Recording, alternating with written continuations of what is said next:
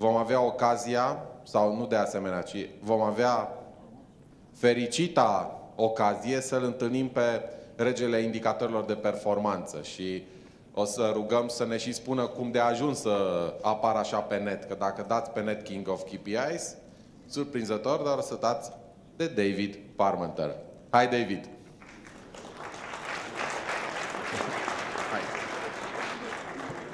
I try to explain to our audience why your nickname is the King of KPI, and I hope to help me.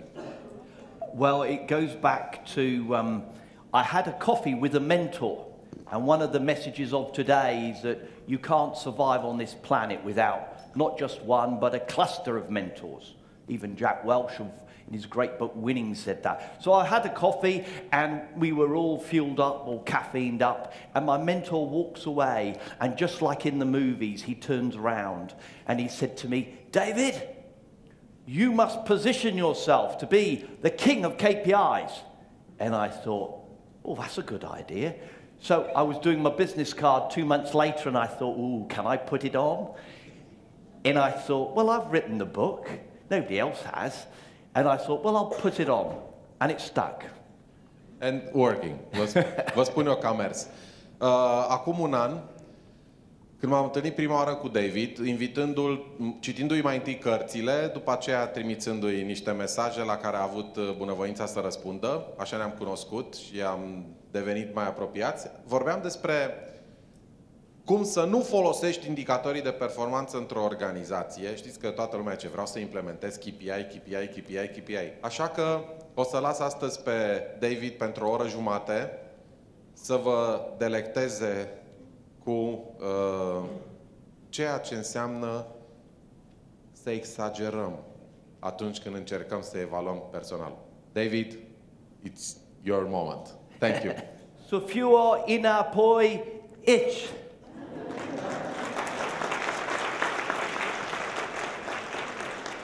That is the last bit of Romanian you will hear from me.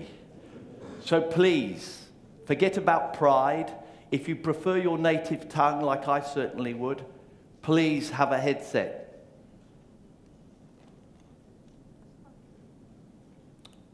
Performance measures have a serious problem around the world. And I have been working away, digging up solutions to fix problems. And I have realized that a lot of what I'm doing is just doesn't seem to be working. And so I think we need to learn from the medical profession. The medical profession who deal with acute patients all the time. And how do they cure some very sick patients? They zero the immune system down and they rebuild the patient from scratch bit by bit until many can be cured in such extreme cases. So using that analogy of the medical profession, in some cases, and this is what I want to argue today, if performance measures are causing more problem than benefit, I say abandon. Abandonment is, I believe, one of the greatest messages that Peter Drucker, the Leonardo da Vinci of management, he sadly passed away in his 90s, but he left a legacy that here in Romania, in 400 years from now, people, I guarantee, will be reading his work. And he said, don't tell me what you're about to start. Tell me first what you have abandoned. How often do we, here in Romania, when we've got a new initiative, what we do, we pile it on top of an already existing workload. Yeah? Never clearing the way. And Drucker realized that things don't have a chance to succeed. And I'm saying to you, every company here, from the small companies, the small agile companies here in the room, to the big companies, we have some abandonment to do, and in particular, with regards KPIs. 4, KPIs have broken down, just like this athlete. We have too many. We are watching our favorite program, and maybe it is the local team playing soccer against my team called Chelsea. Thanks. You are so kind. And we are thinking about a performance measure at the same time, and we're watching the football while we are filling in the boxes. This is how much intellectual thought processes are going in measures. A great friend of mine and mentor, Dean Spitzer in America, and we'll come on to his work shortly, he calls it the unintended consequence. And he's arguing that we actually should have a new person put into the organization called the Chief Measurement Officer, the CMO. And I would argue here today, that person has to be an in-house person, hand-picked, somebody who has a big pile of IOUs on the table. In other words, they have street credibility in the company. And they could be you here today, in HR, or in IT, or in accounting. Not one of those professions really can justify saying, if this is our area, because we have to now learn some broader skills in order to take this role. The other problem is we have a mixture of measures now. We have measures that are clearly good for governance, our board, and measures that are really important for management. And we have this problem with this mixture. We give the board in our company too much information. Who here reports to a board? Yeah, so about a quarter of a room.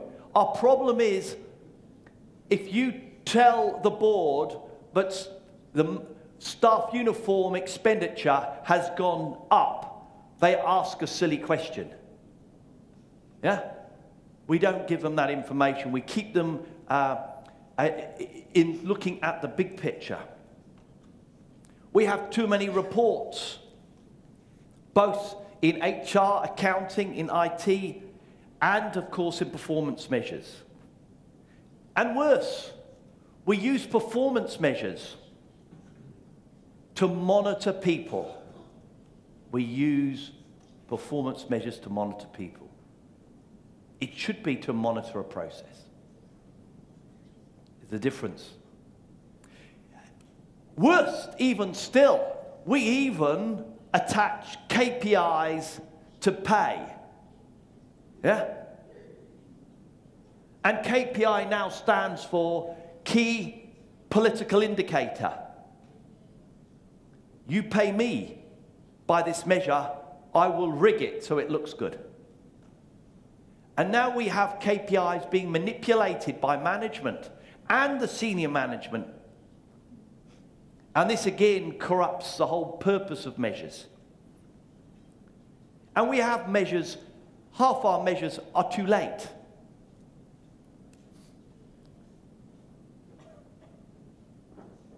What is the point of telling management? What is the point of telling management something's wrong once a month? The horse is bolted. It's gone. Yeah. Imagine you're here in Romania and you're working for a stud and they have a very, very prized stallion. And you tell the boss, sometime last month, Horatio went missing. We're not sure when. Not very useful, is it? And you wouldn't be in the job by the evening.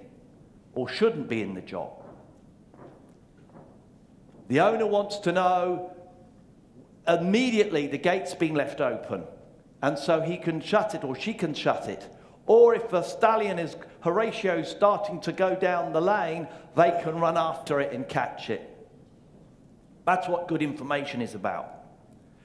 Look here. Performance measures is a playground for intellectuals. This is from the South African government. They say we need measures for inputs, activities, outputs, outcomes, impacts. You could have a whole meeting discussing, is this measure an outcome or an impact? It's too confusing. We need to simplify this.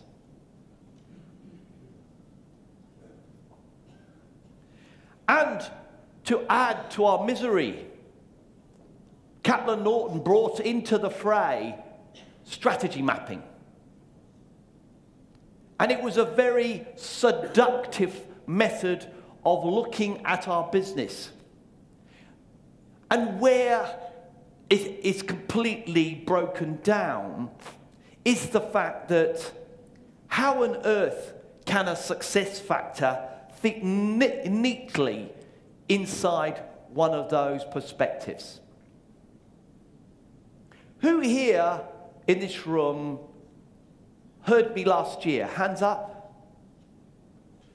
About a third of the room. I talked about British Airways, about how a KPI could change a company. And the critical success factor was timely departure and arrival of planes. If I draw this on the strategy map, I have a problem.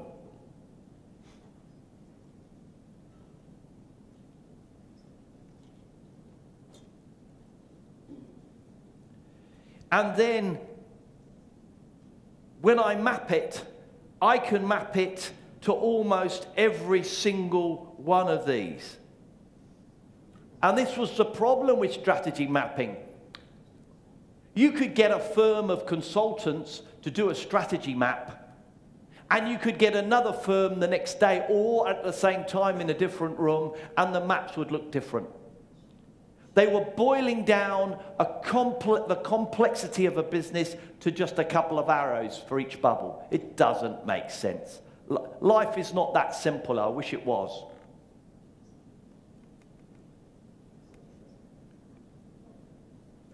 So, I believe performance measures exist for a higher purpose. What we want to do is help align the staff that work in our great companies every single day to our organization's direction, our strategic direction. And we can do this by conveying to our staff what is important in our business. And that list of critical success factors should be on every single wall.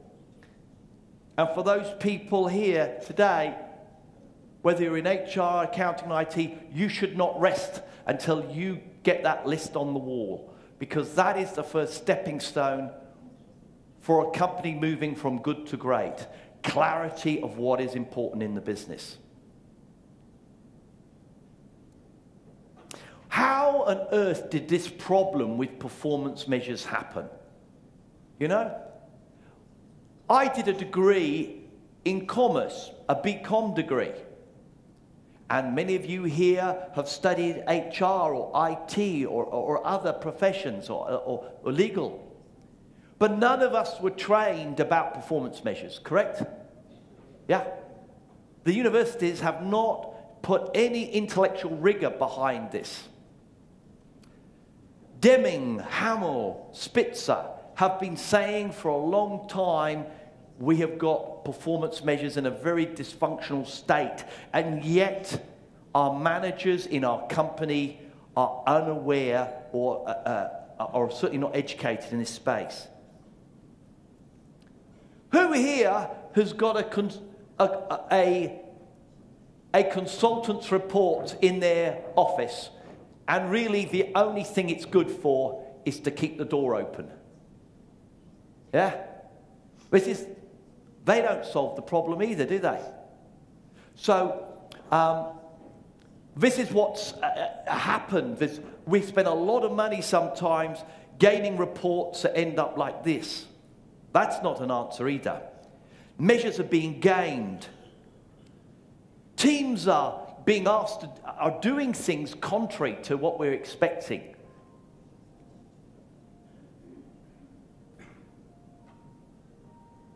So, this is why I say we need to really seriously look at abandonment of performance measures. And some companies here, I have argued in my paper that was published by Qatar in America, the Qatar Journal, is that if it is so dysfunctional, don't play around with the edges. Get rid of the whole lot. It's cleaner, and I hope to prove in this session today that a company can work without any measures. But I will also say, because I'm the self-crowned king of KPIs, that you'd be better with your KPIs as long as you've got the right ones. Yeah, does that make sense? So what's happened? We've got myths. 400, 500 years ago, these myths were holding back development. Yeah, they held the world back until brave people started to challenge it. And you see a little present up in the top right corner. That is a gift from me to you, electronically. You go to my website, you download it, the password is profile. And there are 9 gifts of electronic stuff. And here in number 1 gift is the Qatar article, so you can get access to it. And it'll explain all the stuff that I've covered today as well. So you've got a hard copy. I showed this last year, but I'll repeat showing it because it's important. Every night when it's a clear sky, I need you to look up to the moon to remind yourself that every performance measure in your company has a potential dark side. And in this particular case, the performance measure is half good, half bad. Well, that's verging on whether we should keep it or not. But there are many measures where the dark side is dominant. And to me, we abandon that measure. Dean Spitzer's book, has anybody here read the book, Transforming Performance Measurement? No? Beautifully written, very clear, and I urge you, and everybody here in HR, you'll naturally warm to the man. He has it's a very much based about human behavior. I talked last year about some stories, but I will need to repeat some because they are very valid. KFC, you have KFC here in Romania, I've been told. And they wanted in America as a competition to reduce chicken waste. So they had a competition. And the competition was the outlet with the lowest waste chicken, the chicken that they had to throw away because it was cooked and not safe to eat. Okay? Waste. So one clever manager said, I want 0 waste this week because I want to win. And they wanted to win desperately because they hadn't had a holiday for a long time and things weren't going so well at home. So a holiday in Hawaii would be great. So they told the troops, please, when somebody comes in and asks for chicken, which of course is everybody, take it out of the freezer and put it in the fryer. But boss, it will take 18 minutes. And the boss says, don't worry about the delay, we're going to win. And they won.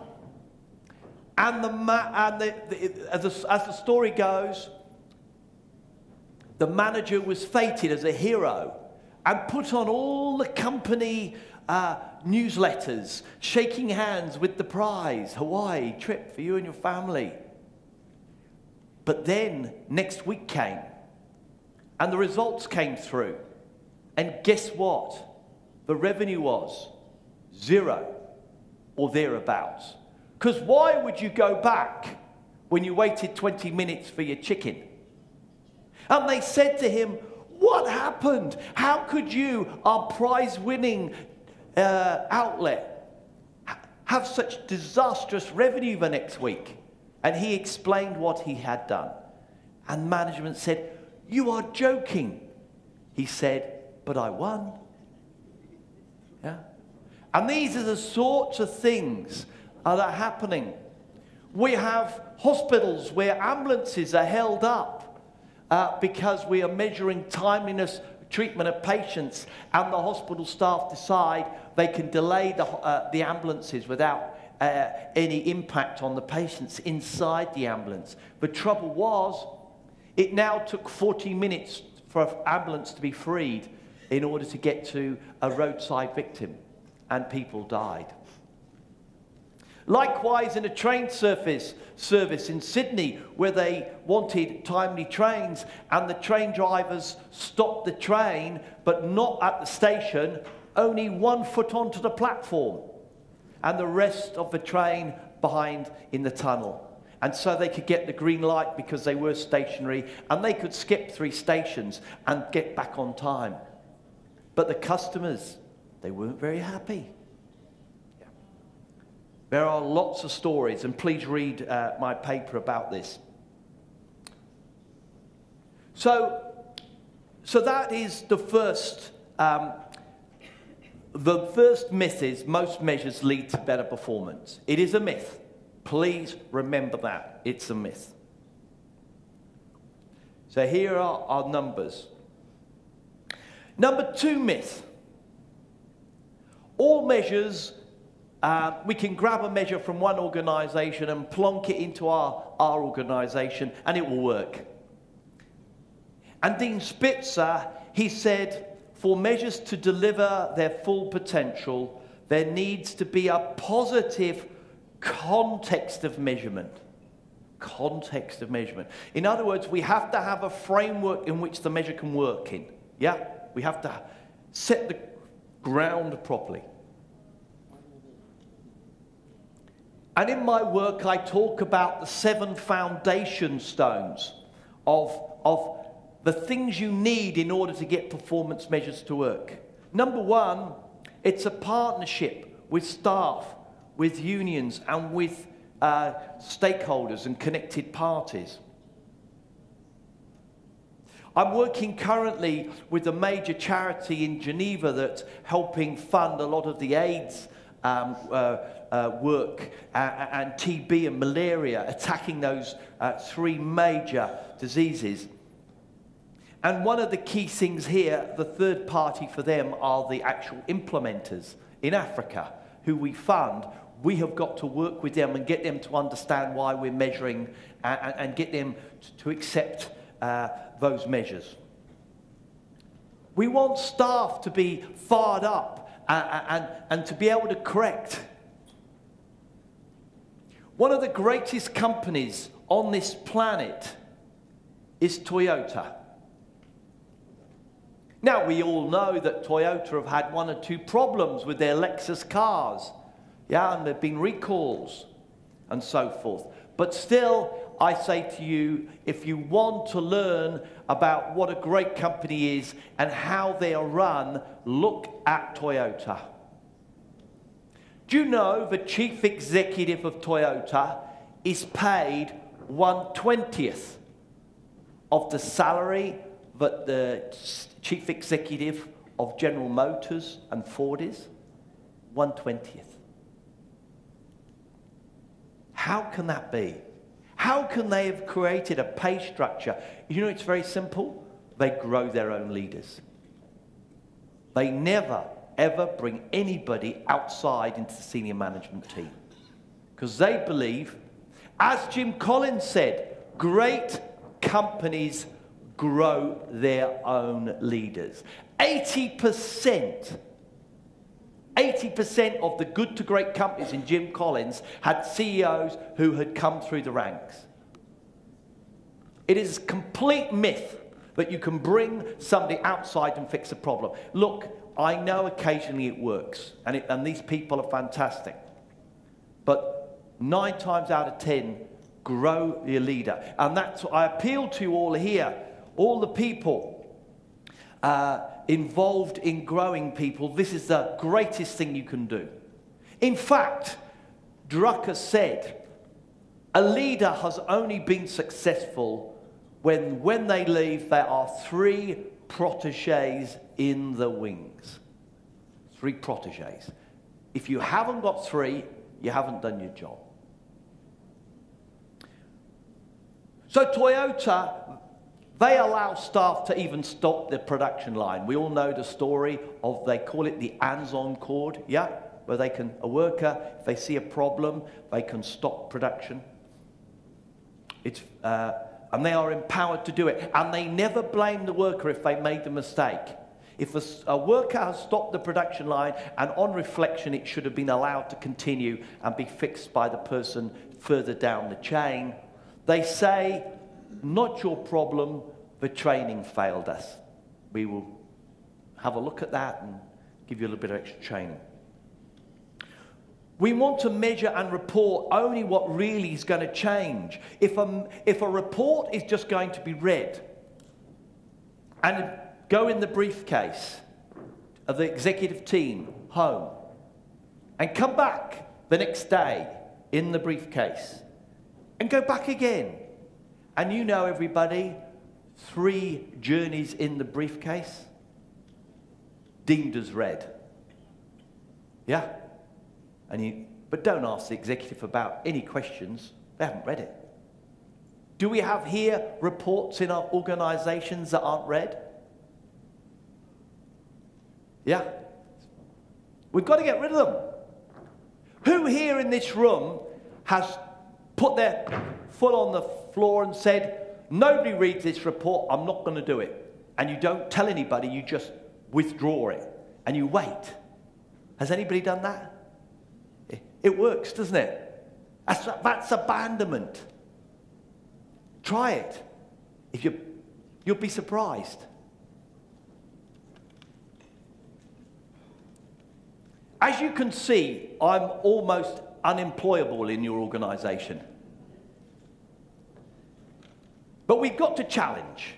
Of course, we've got to understand human behavior. Now, we've got many experts in the room who have psychology background. And what we've got to do, I believe, is make sure all staff, all management in particular, have a little smidgen, could call themselves an amateur psychologist. How can you be a great leader and management of people without understanding a little bit about psychology?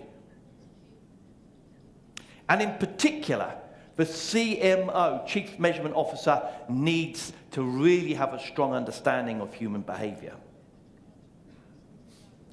My second gift is to explain a little bit about the methodology. This methodology is it's outlined in great detail in this book. Now, this book of mine, it's not one you read, you know, on a train or a plane. In fact, if you had insomnia, this would be a good book to read at night. You'd be asleep after the first page. This is a manual. This is to help the team work through it. Yeah? It wasn't meant to be a casual read. I've written other stuff for that. But in the book, it is useful because it explains the 12 steps. As you can see, I used the Parthenon, that magnificent building. And these are the 12 steps. And just like every project, isn't the very first step senior management commitment? Yeah. And you think you've got it. The CEO's really fired up, and the senior management team, and you start the project, and you're going along on your journey, and guess where they're going? They've gone this way. You know, the senior management team have a major problem in this busy world we live in. They have ADD, attention deficit disorder. And so what we've got to do, how do we get senior management team to be excited about this project? I tell you what, we have to sell this project. Can I have that chair? We have to sell this project. It is so important. I want to quickly talk about selling, because I think it's a project like this. Here's no good me telling you about abandonment if I can't tell you how to sell it, correct? Now in Romania, I know you have more Lamborghinis, more Porsches, more Bentleys than any other city in the world. You also have more, maybe more horse carts as well. You've got the best, you know, you have best. But let's talk about cars. Imagine there is this beautiful car. It is a BMW 335i. It is sleek. It is fast. Romanians like fast cars, I know. And guess what? A young man comes up, and he's got a baseball cap, and he's sort of walking like he's been a jockey all his life. Yeah? Trousers hanging down here. Yeah, you know the type? So he walks in, chewing gum. He walks in, and the salesman goes, oh my oath. But the salesman looks at the shoes, and the watch, and the car they arrived in, and suddenly realize this person's got money. And they say, could you be an IT guru, perchance? You know, do you work for Google? And the young lad goes, how did you know? Well, the only way you get be paid that much. So there's only one daft company around to pay you that much. So anyway, you don't say that, of course. And he talks about the car, and he explains, he says, this lovely car,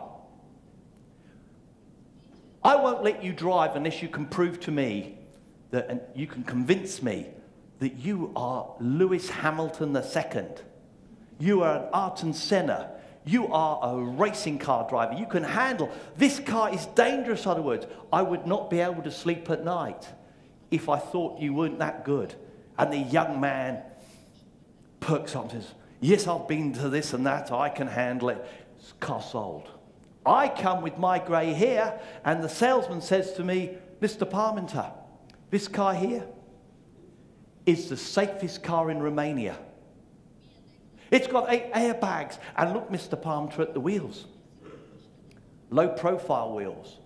Huge tires. When you go into a corner, Mr. Parmenter, on the way to Brasov, you're going to come out on the same side of the road.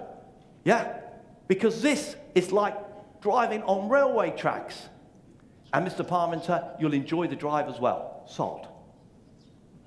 Now, this beautiful apparition arrives, walks up, Italian. If you don't mind, I'll say Italian.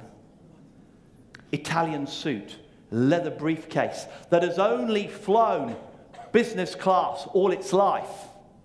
You know who this person is? They're a SAP consultant. Yeah. They arrive, and guess how the salesman sells to the SAP consultant? Sit in the car. Feel the steering wheel. And look, Pat, look at the beautiful leather seats here. They're Italian leather, just like your bag. And if you don't mind saying, Pat, you look $1 million. And every day you drive this car, you're going to feel $1 million. Car sold.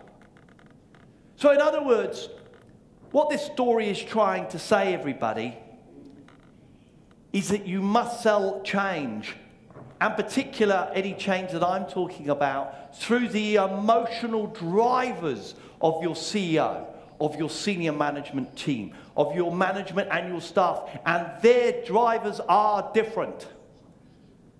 Please never, ever, ever use one presentation. It won't work. There's a rule for doing these sales pitches. It's called the 10, 20, 30 rule.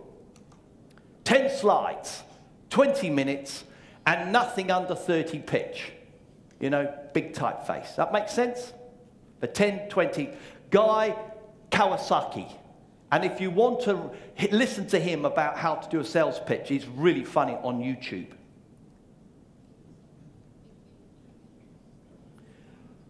But all performance measures are KPIs. That is a myth. It is wrong. A KPI stands for key, a performance measure that is key to your business. It can't be monthly. It's too late. We want to look at measures that are more frequent. Surely, if we use the term KPI, there must have been a term somewhere called PI. Correct? So everybody in this room has really had two types of measure anyway. We just haven't used the other type. And I've come to the conclusion that there are 4 types of measure.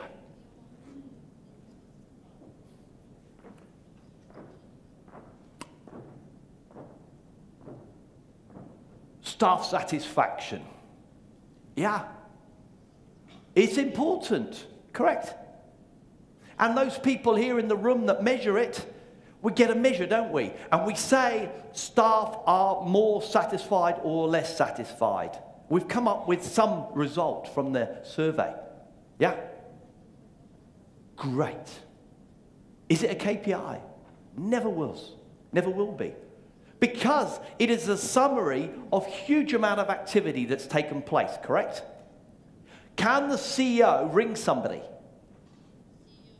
Oh, Pat, I'd like you to improve employee satisfaction today.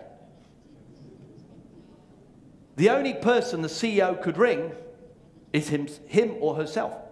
Oh, yeah, I can't. Oh, yeah, I'll have a go, but I'm not sure where to go. Yeah.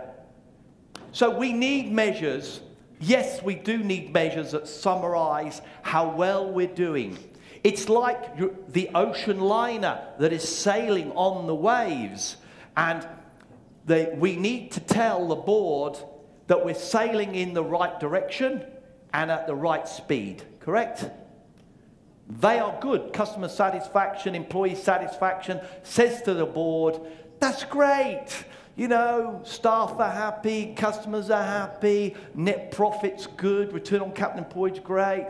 These are all key result indicators. Good summary indicators telling the board that we're okay. Now, inside the organization, we have some result indicators that summarize collective actions that we in management need to know about. I mean, a simple one is, in a hospital, is bed utilization. We know we want to utilize beds. Yeah. And so we measure it, but you can't ring anybody up and say, please increase bed utilization today in the hospital, because that's a result, again, of team efforts across a whole raft of teams, from the doctors to the practitioners to the patients, and even the patient family who may not want the patient back at home. To the last thing, key performance indicators. These are the magical indicators, but I'm saying you should only have up to 10 in your organization. No more than 10. Let me quickly go through some of these key result indicators. A university here in Bucharest.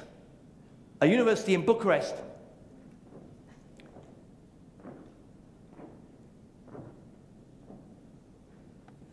What they want is students to enroll, to come, to pay, to learn, leave with a degree. Correct? Every student that leaves a university halfway through their studies and never finishes their degree is a major problem for that university. For all their life, do you know what they're going to do? Who are they going to blame for never achieving their degree?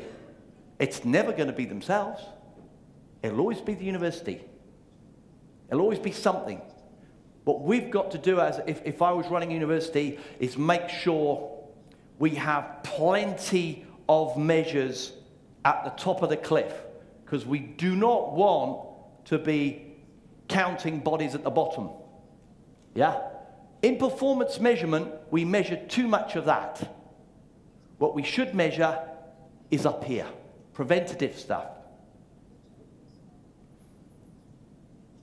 So what I want to look at in a university is start finding out, I want to know which students have not appeared in lectures for the last 2 weeks. That'd be easy to get. Even if we even don't have registers, you just ask the at the school, who have you not seen for a while? And then we have people checking out on them and finding out what's going on. Now look, we all know some students never turn up to lectures. They're just brilliant. And they're going to fly through. That's fine, leave them be. But there are others, but that's not the case. Who here in the room measures customer satisfaction frequently? Hands up. Who's measuring customer satisfaction frequently? Yeah. So we've got various here. I'll tell you one thing. Not all customers are equal. Is that not correct? Who here in this room has got, in their business, has customers you'd rather abandon? Hands up. Yeah. These customers are a pain in the butt, correct? They complain, they never pay on time, they want discount, and they always want services and products you're trying to get rid of in the first place. Rid of meaning not do. Do you know what you should do? Like the dentist in Australia, and this is a true story. There was a dentist in Australia that was fed up. Really fed up. And he was so fed up, he was in a serious state. And this dentist, you know, life was not worse, you know, he could see no future. And then he had a moment's clarity. And he said, instead of me jumping, why don't my customers jump? And he sorted out the dentistry between the customers that were drill and fill, what he wasn't enjoying, to the customers who he'd put a smile on their face by doing reconstructive dentistry work, and they'd loved it, and he'd loved it, and he enjoyed it, and he made lots of money out of it, and they were happy. He said to them, let's meet. I know you're happy. I loved your company when you were sitting in the chair for those hours. Why don't we have a meal, and why don't we work out a way of you sending your friends here, because I'm sure I'm going to love your friends just as much as you do. And he said to all these people here, here's a list of dentists. They're lovely people. You can go to them in future. I'm not seeing you any longer. He said it politer than that. Do you know what happened? His profitability went up. He worked less, and his golf handicap came down. Sweet. What we need to do is separate our customers into drop, diamonds, rubies. These are our top group of customer. These are our customers we should survey at least once a quarter, but please not with a big survey. You don't do that in Romania, do you? You take them out for a meal and you just ask them good questions. The opals, they may grow to something, but the pearls, these are the customers I would argue you should never, ever survey. Yeah, never. you know, some of them will be acorns who are going to grow into a big oak tree that you have here in Romania. But a lot of them we want rid of, so let's not measure them. So many of them are miserable customers we want rid of. And they corrupt our satisfaction anyway.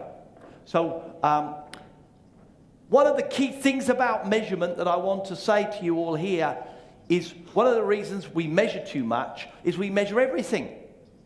Yeah, we shouldn't. We should measure up here for customer.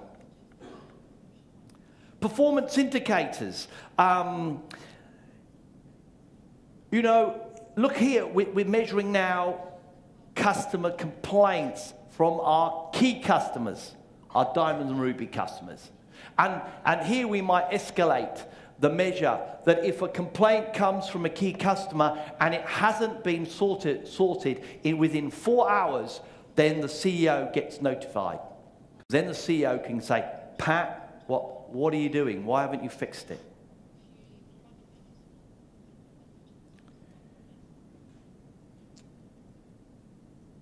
You're driving here in Bucharest and you're driving, some of you drove here to the hotel and you had 35 kilometers per hour because there was traffic. And you look at the gauge and you think, that is a KPI for me. And I say to you, no, it's not. Let's look underneath it. Because the speed you're going is actually a reflection of the revs you're doing and what gear you're in. Most measures can be peeled and you can get to a more important operational thing that's happening.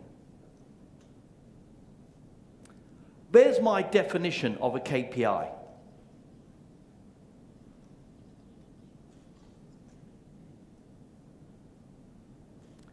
And let's talk about some KPIs that really fit the characteristics. And here's a present for you.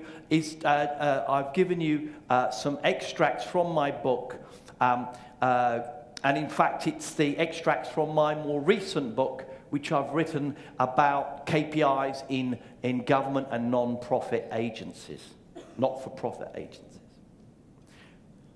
Late deliveries. Certainly, there isn't a company on this planet that shouldn't worry about late deliveries, correct? But late deliveries to key customers. Please don't worry about late deliveries to your Pearl customers. We shouldn't even measure it. Because we say to staff, if your staff have 50 deliveries to do in the day, and if we measure every single delivery, and there are 48 easy ones and 2 difficult ones, really difficult, complex deliveries, what are the staff going to do first? They will do the easy deliveries first, wouldn't they? But hey, I never have ever got 48 out of 50 in any test I've ever done. And they might even say, well, it's a really hot day here in Bucharest, because you've had a lovely summer, I know. We'll do those 2 deliveries tomorrow. And then the clients ring up, hey, we've got the production line, we've been waiting for it, what's going on? And you've got penalties to pay and all hell breaks loose. What we should have done is said to those dispatch, you've got an easy day. We're only going to measure you on the 2 complex deliveries you've got to do. The rest, do as much as you can. And if you have to drop any, don't worry, we won't ping you. We want you to focus on the priorities here. So the KPI, what are the KPI characteristics? Number 1, non-financial, measured frequently, acted upon. They tell people what to fix. Yeah? That is why customer satisfaction can never be a KPI. Can you imagine what do you fix? It doesn't tell you what to fix. It just tells you the result of the situation you're in. You need to be able to phone somebody. If you have a measure and you phone them and they go, well, actually, yeah, I understand there's a problem here, but that's not all our problem. That's Joe and Sarah. You know, then I'm saying you've got a result indicator. You've got, see, And you'll never fix anything by looking at result indicators, because everybody can put their hands up and say, that's not me. So we need measures that tie down to the team. And the measures that have a significant impact, and they have a very, very small dark side. And I would get on my knees again and say to you, please, with a KPI, every KPI has to be tested for its dark side. Now, what I'd like you all to do is share in twos, please, twos or threes. Now, you're a very intelligent audience, so I expect you to work this out real quickly. So work out, somebody next to you, to talk about what I've said so far. What's made the biggest impression on you? And secondly, what have you found that's been a bit confusing? So those 2 points, what's made the biggest impression, what you found confusing, and share, and by talking about it, you may clarify issues between each other. Please, only in twos or threes, so that everybody gets a chance to speak. We'll have a 2-minute break.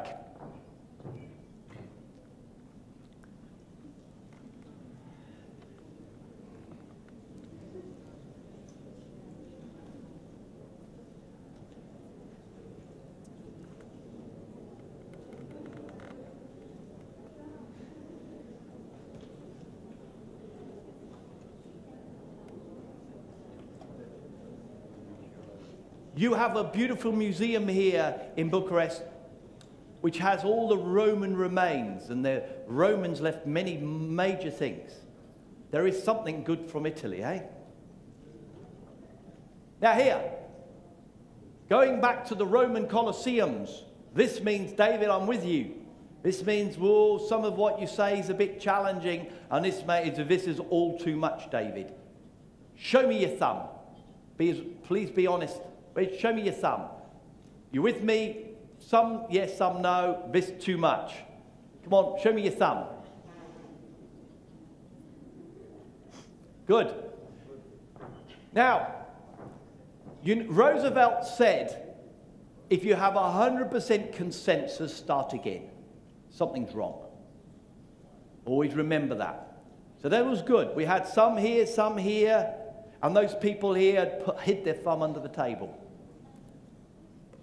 Look, everybody, we all know in this room, you're a well-educated lot, I know, we all know about Maslow.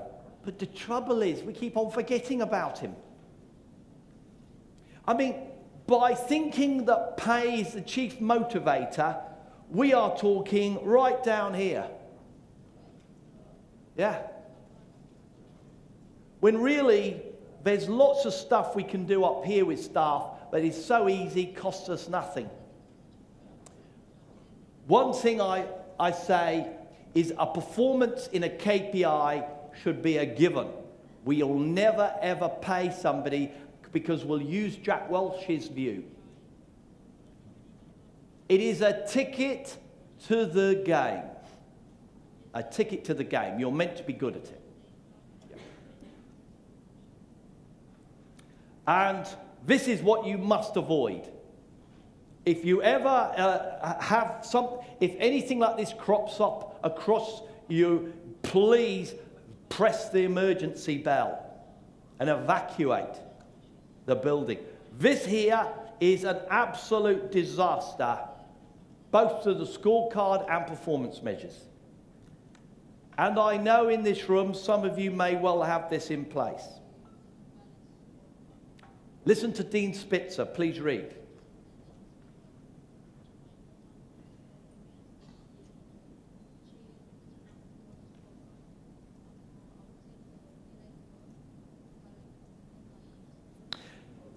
And here's something that's really important, and as you can see as another gift here, I've written a paper about performance-related pay. Who here in the room is involved in setting performance-related pay systems in their company? Hands up. Yeah, so we've got one of the key things, but it's the stupidest thing that we've done is pay windfall gains out. Every 10 years or so, you'll have at least 1 or 2 great years. And that's a fact of life. And in those great years, I call them super profit years. The most important thing is to hive off that money and say, we did not earn it. It came, it was gifted to us by certain things, exchange rates, certain things happened. Yeah, and we had this so much work on. Yes, we worked hard and there'll be bonuses, but we'll not pay out super bonuses. We need these super profits. Why do you need them? You need them to be able to pay bonuses to those staff who work exceptionally hard in those lean years. That's what you need them for.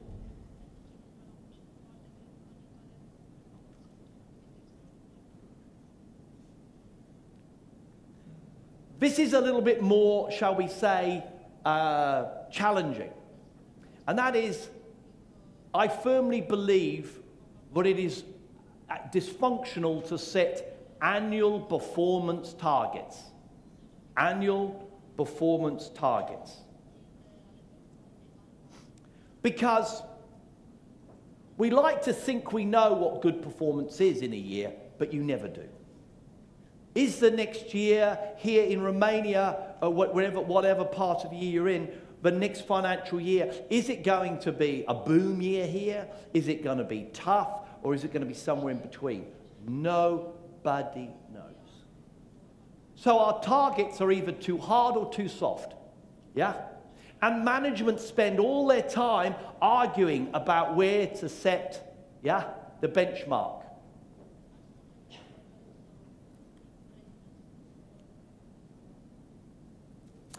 The person who made it really clear was a person called Jeremy Hope, and I'd recommend reading his work.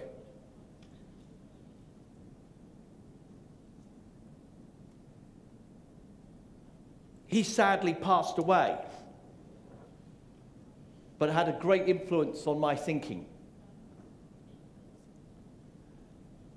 A very good book I've just finished on the journey here to Bucharest was Gerstner's book, They Say That Elephants Can't Dance. It was about his turnaround of IBM. And I say to you all here, I rate it now in my top 10 management books of all time. Why? Because it's a beautiful explanation of a turnaround. Forget about it's about IBM, but how he talks about it, and especially all the people here in bigger companies, magical book. He's even given a lot of his letters that he gave out to staff, you know, about what we need to do, and all his recognition letters. So if you've got a CEO who doesn't do enough recognition, give him the book and say, hey, use some of these letters at the back. You just have to change the date.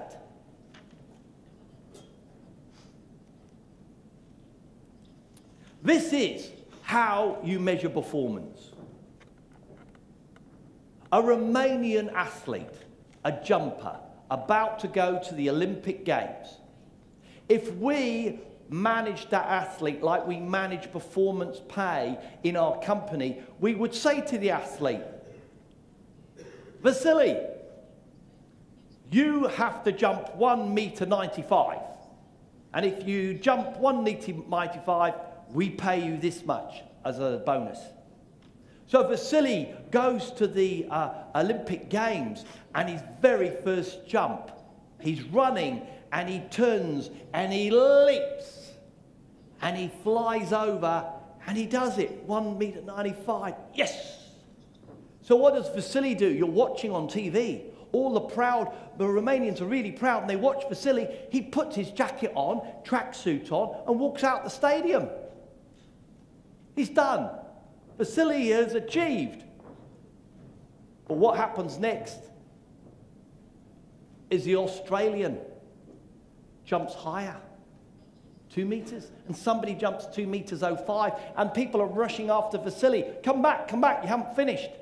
If you want to win a prize here, you're going to have to jump higher. And this is all about performance measurement. It's about looking at performance based on how other people are performing and based on looking back, a relative measure. Let's not set targets about a future we don't know. Let's say to the person, Vasily, we're going to monitor how well you've done, and it's going to be really clear, because if you don't win gold, silver and bronze, you haven't done that well. But if you're in the top 10, that's pretty good. But if you're outside the top 10, no more funding. Back to the bicycle store. That's how, and Vasily, I guarantee you, will jump as high as he can. Wouldn't you? And that's what we want our staff to do.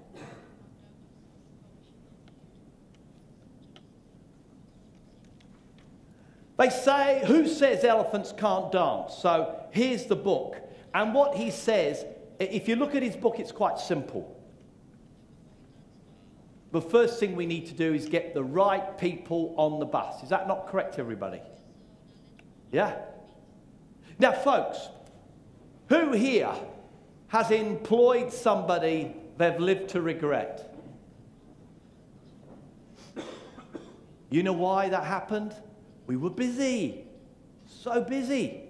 And you know, because we're human beings, when we're interviewing somebody and we're busy, and somebody sits the opposite side of us, and they've done their homework, and they become a chameleon, and they paint their picture exactly what we want. In fact, we fall in love with them if they've mirrored us. You know, don't we always love ourselves?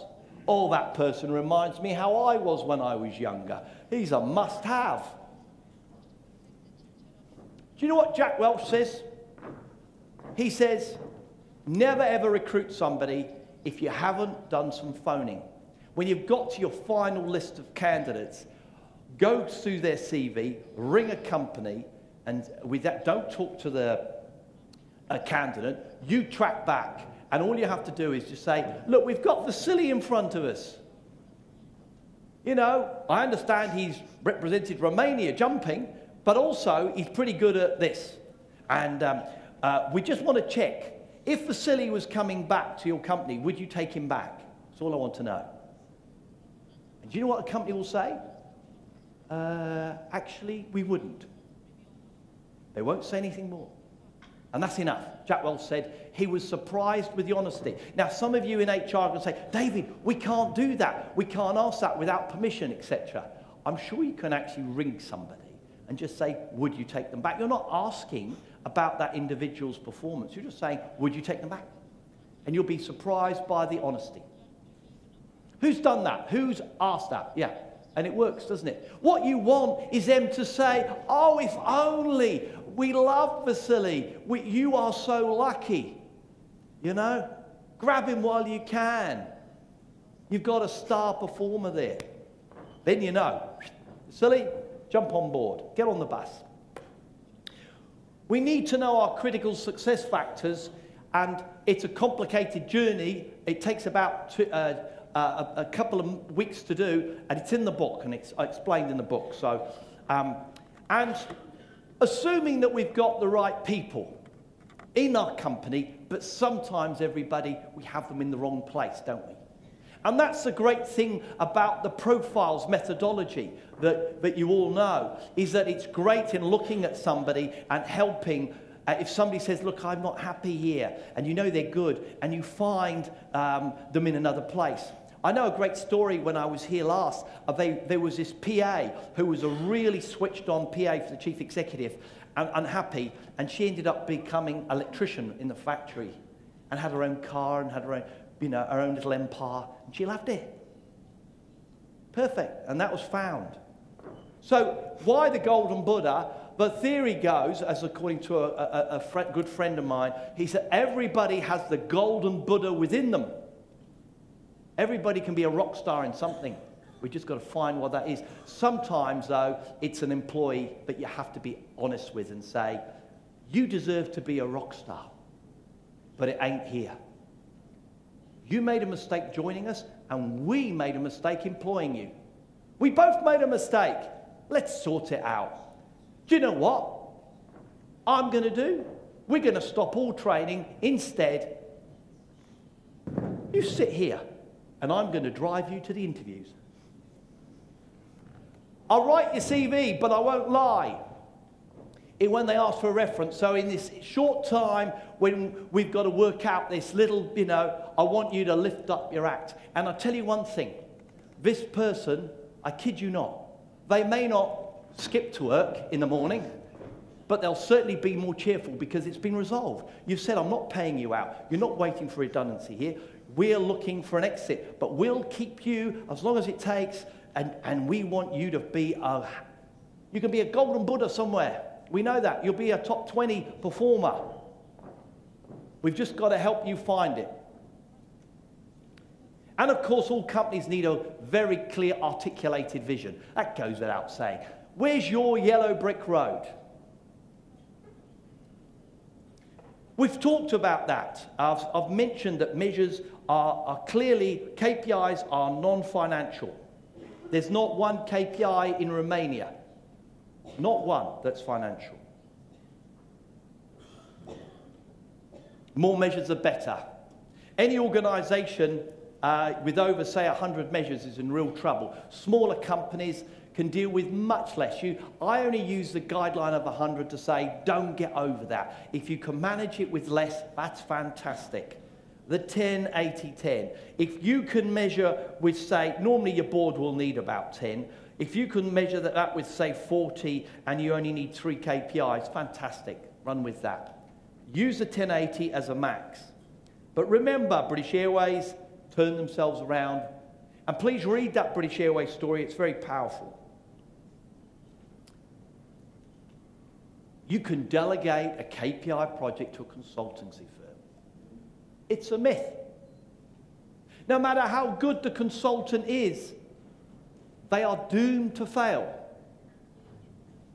I get companies contacting me, David, could you do some consultancy for me? And I say, no, I can't. I don't do consultancy. I was a very poor consultant. Not what I'm good at. But I can help you with the workshop, and I'll help you find the people in your company who will be good at this. You have talent, you have lots of golden Buddhas in your organization, golden Buddhas in KPIs, people who've got this background that will be ideal. Let's find them and get them into the project. The trouble with external consultants, and I've been one, is that Drucker said it very clearly. And he said, never give a new job in the organization to a new person. A new job to a new person. Oh, look, David, we want to put the balanced scorecard in. We don't know how to do it. We must hire a balanced scorecard employee from somewhere else. So the person comes in, they may be a rock star in balanced scorecard, but all the staff are going to go, oh, what's this then? Balanced scorecard, I don't like the look of that. And who's this person? And worse, this person might arrive the first day in a Porsche Carrera and park it in the staff, and they go, well, I'm not going to work for that person, he's paid too much. Let's see this person fail. Yeah? And they metaphorically let the tires win air out of the tires, don't they? And that happens too many times. What we need is, as I said, a staff person who's got a great reputation. In-house.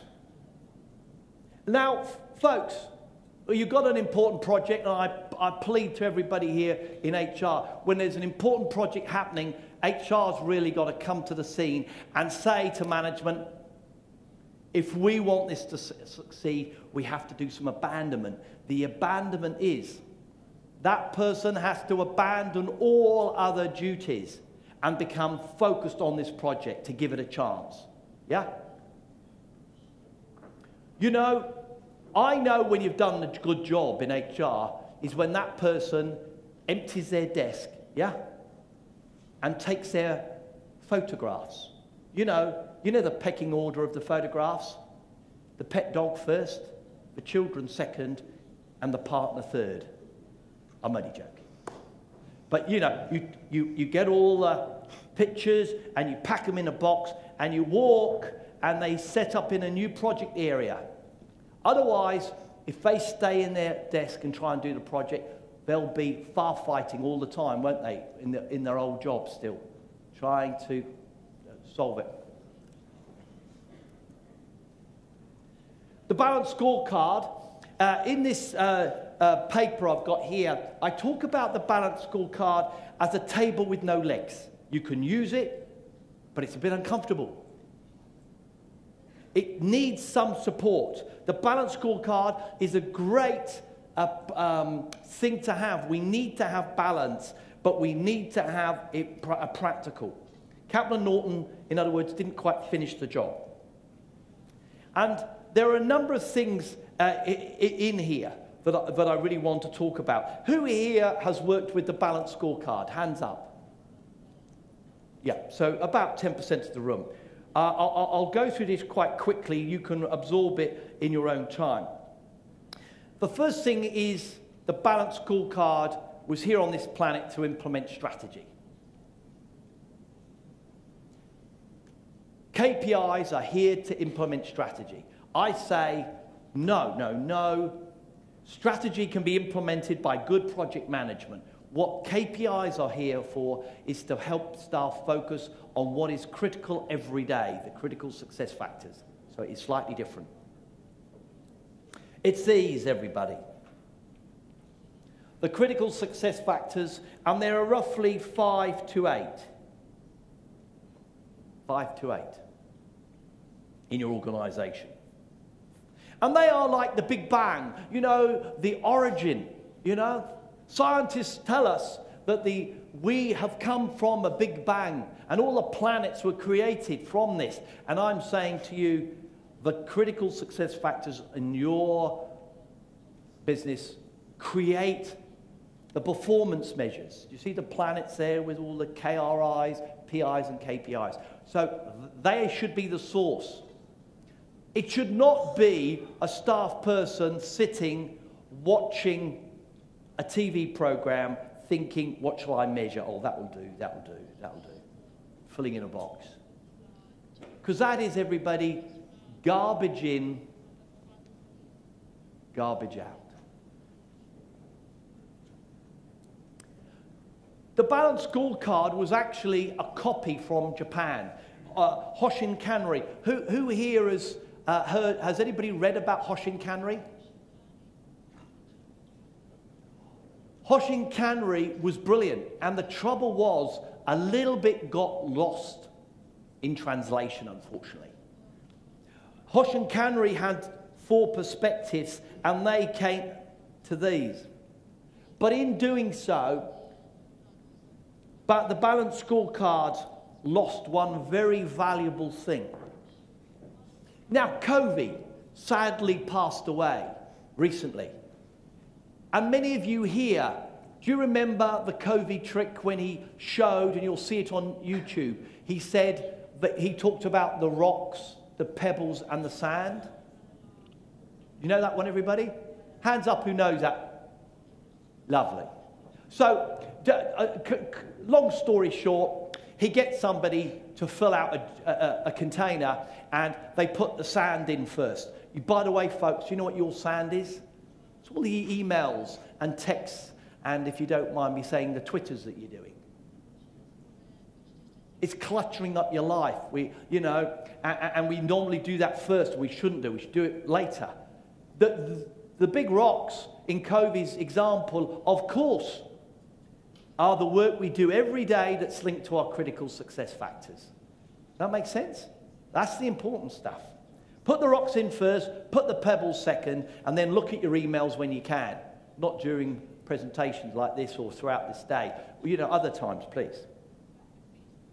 And last but no means least, one very clever guru said, and he demonstrated this, he poured a coffee into this rocks, pebbles and sand, and they say, Master, I understand why the rocks first and the pebbles and the sand. I understand that, Master, but why the coffee? And the guru said, Vasily, please remember, no matter how busy you are, you've always got time to have a coffee with a colleague, a stakeholder, or a customer every day.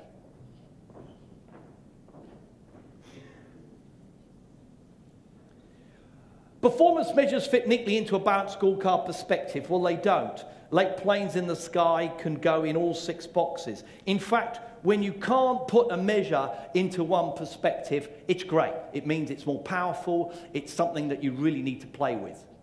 The more difficulty you have in finding a slot for it, the more powerful the measure is.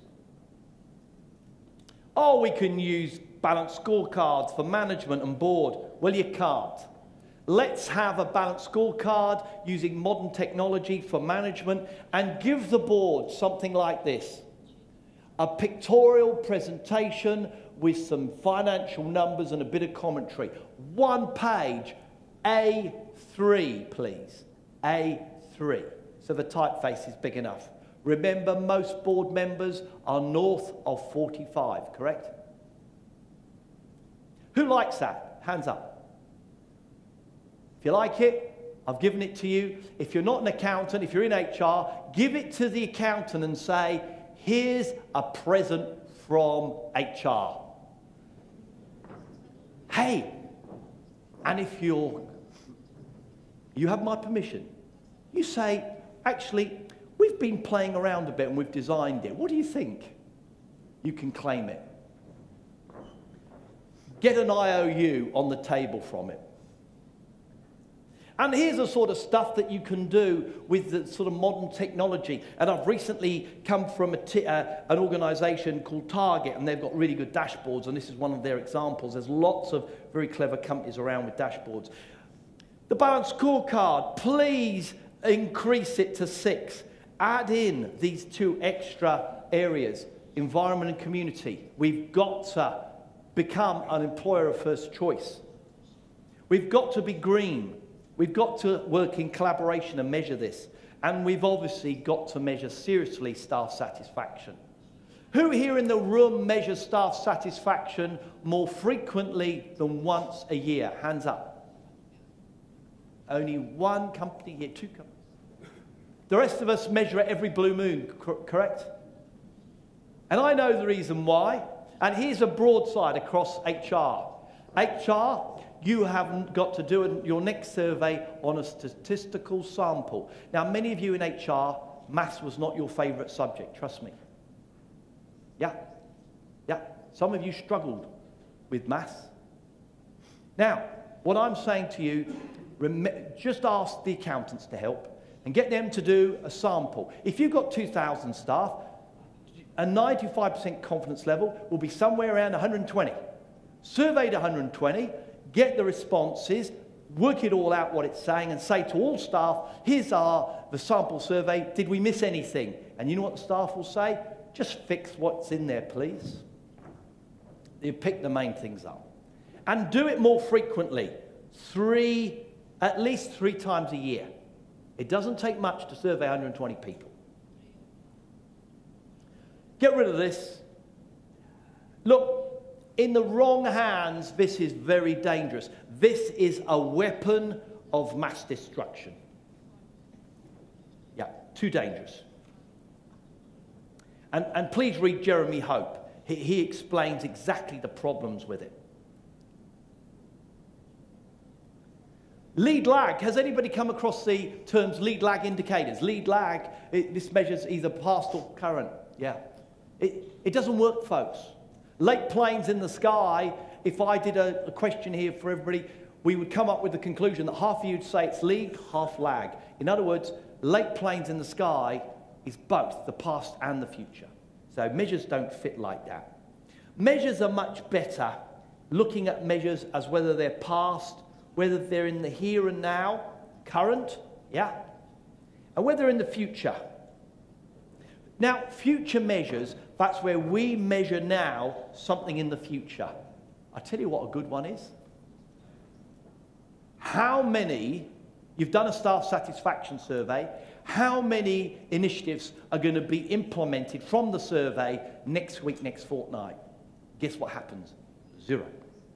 You say to the CEO, we're not quite ready yet. And the CEO goes, okay.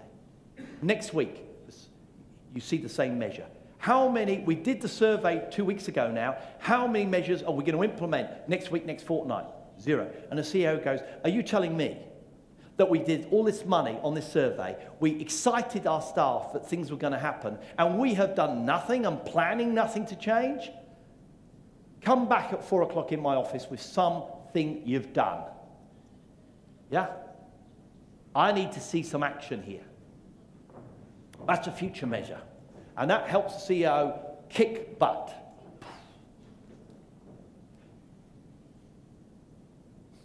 You see the picture of a person driving a car.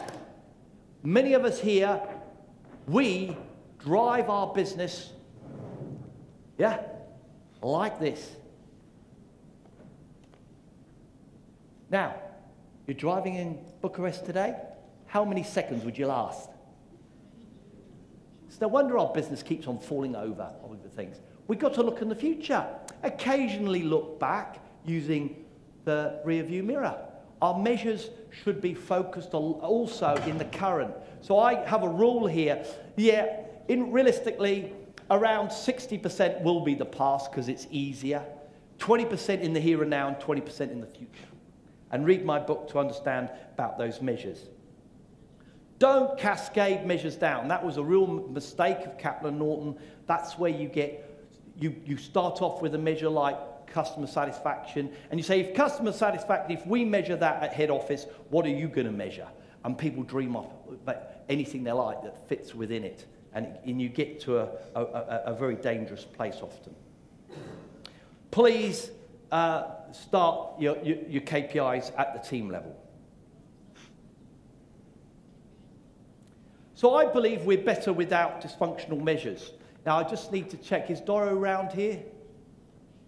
What have we got? Have we got, we started a bit late. Just want to check the room here. You must be pretty desperate now. Have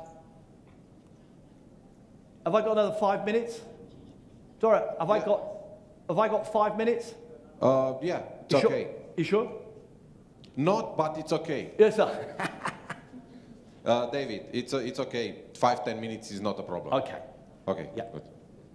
Look, let's imagine a world without dysfunctional measures. Number one, managers would actually have a lot more one-to-one meetings, and they would actually walk about, wouldn't they?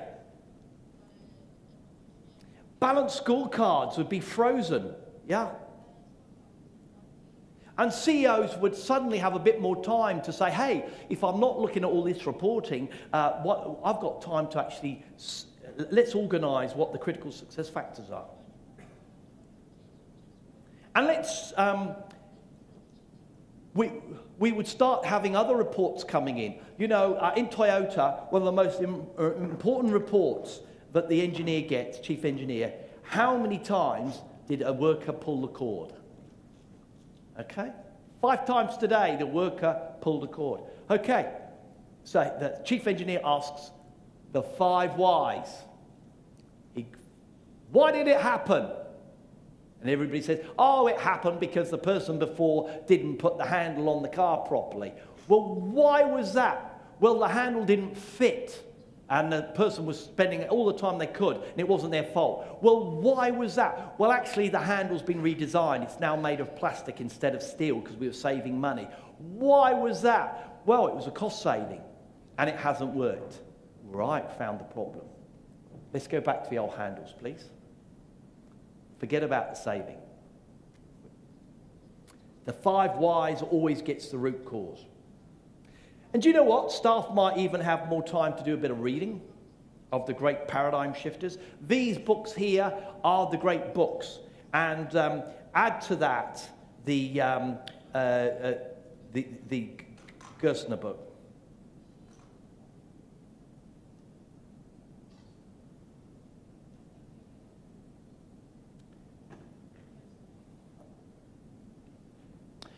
Drucker talked about Bannerman, Welch talked about the 70-10, you know, we talked about those 10%ers that need to be helped, shall we say.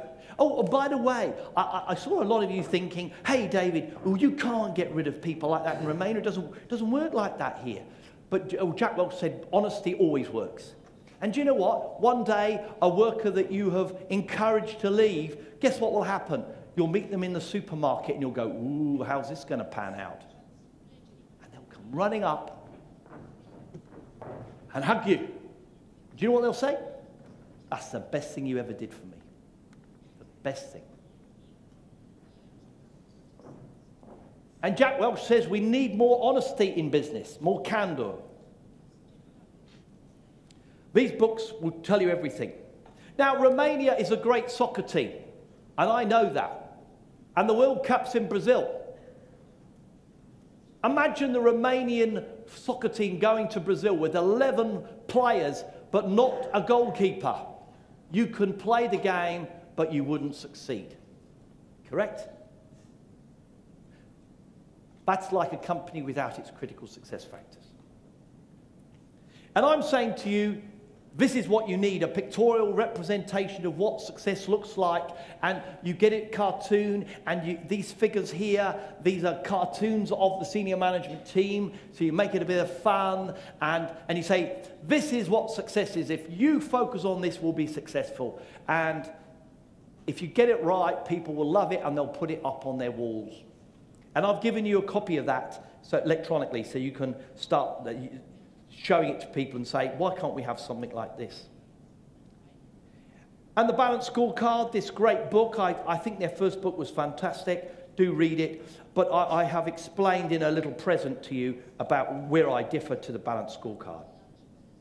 So there's some action steps for you to do. I really do think this is quite serious to look at the Chief Measurement Officer. And there's some HR reporting that I'm going to show you.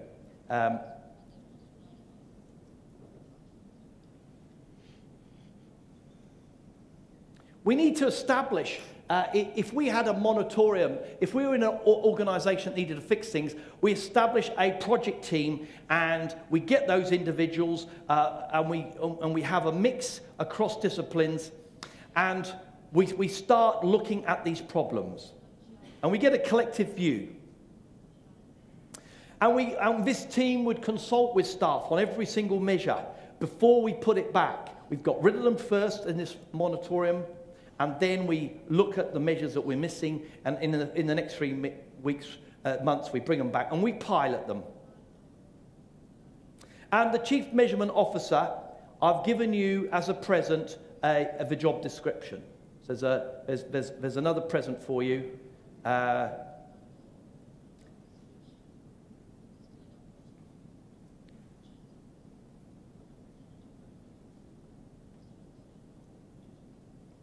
So we're sorting the wheat from the chaff. That is the key that I'm talking about here. We're going to remind ourselves of the ancient process of sorting the wheat from the chaff. And we're going to have greater focus. We're going to adopt more abandonment. And we're going to clarify this type of process and say impacts and outcomes are all board in this particular company, they call them board KPIs. I call them KRIs. And the outputs, activities, and inputs, these are all our measures. And you will find most of these are tied around here. And there's a chapter of my book where I'll talk about measures and how they are drilled down from the critical success factors. Again, I've given that chapter to you as a present, so please look at it.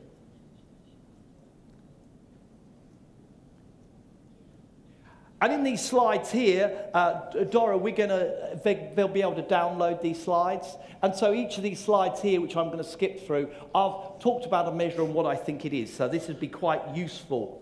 So number of staff innovations implemented. I believe it should be weekly, and that is a PI, performance indicator. If you're serious about innovation, you should measure it once a week.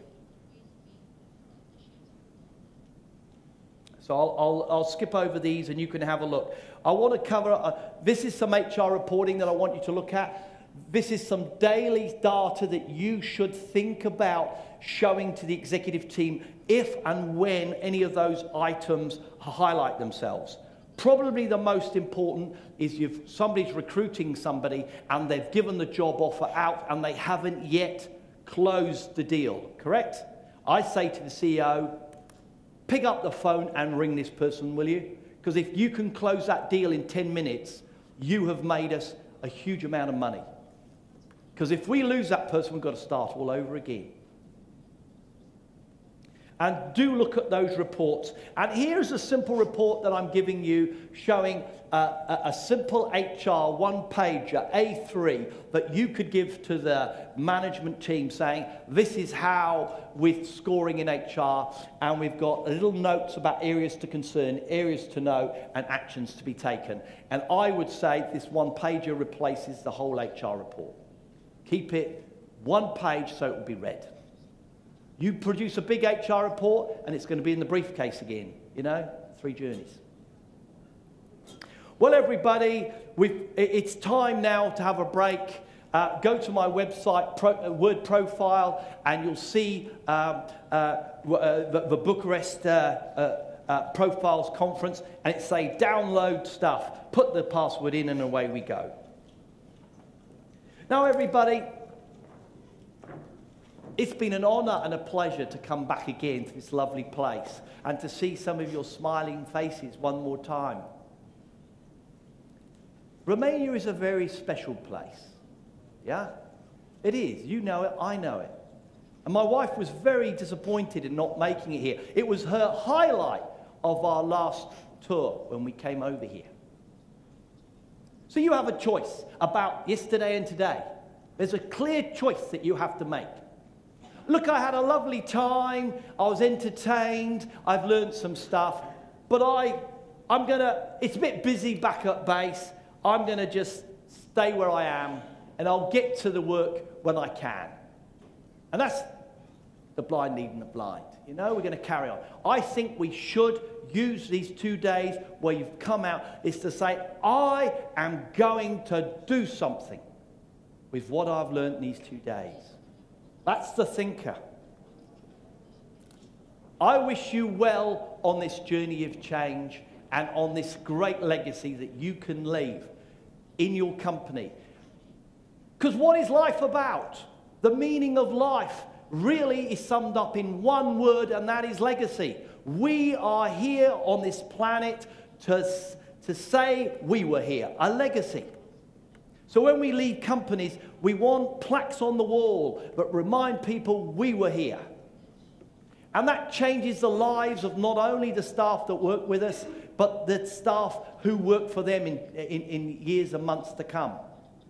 And we collectively, like a pyramid, can make a big change wherever we are. I wish you well on that legacy.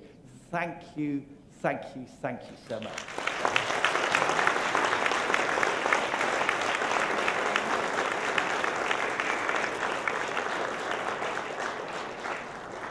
Întrebări? Noi facem așa ca șvabii astăzi. Cum suntem în întârziere, întrebăm o dată. Ai zis că nu? E nu. Dar cum n-a zis că nu, mai aveți o șansă. Întrebări? Știu, vreți cafea, nu? N-avem. Întrebări?